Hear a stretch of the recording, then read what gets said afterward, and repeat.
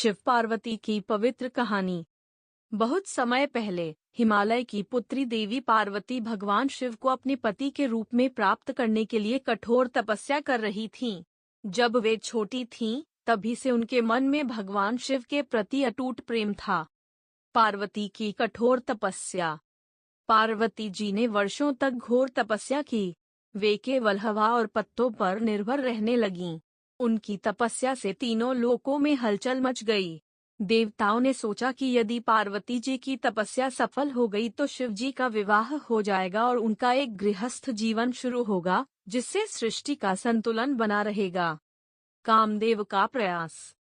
लेकिन भगवान शिव गहरे ध्यान में थे और किसी की ओर ध्यान नहीं देते थे।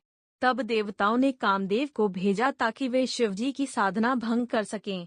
कामदेव ने शिव जी पर प्रेम का बाण चलाया, लेकिन शिव जी की आंखें खुलते ही वे क्रोधित हो गए और अपनी तीसरी आंख खोलकर कामदेव को भस्म कर दिया। शिव का परीक्षा लेना।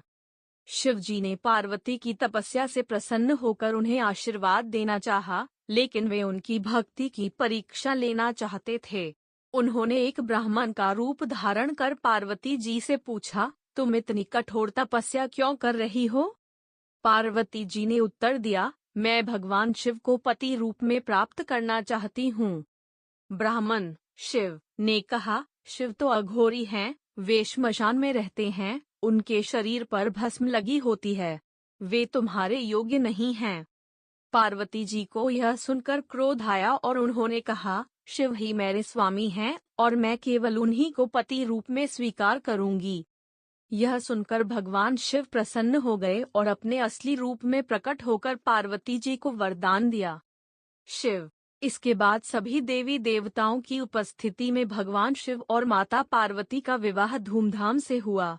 यह विवाह हिमालय पर्वत पर संपन्न हुआ और देवताओं सहित समस्त ब्रह्मांड ने इस पवित्र मिलन को आशीर्वाद दिया। इस प्रकार माता पार्वती ने अपनी अटूट भक्ति और प्रेम से भगवान शिव को पति रूप में प्राप्त किया और वे दोनों सृष्टि के पालन के लिए एक हो गए। शिक्षा। इस कथा से हमें यह सीख मिलती है कि सच्ची श्रद्धा, प्रेम और भक्ति से हम असंभव को भी संभव बना सकते हैं।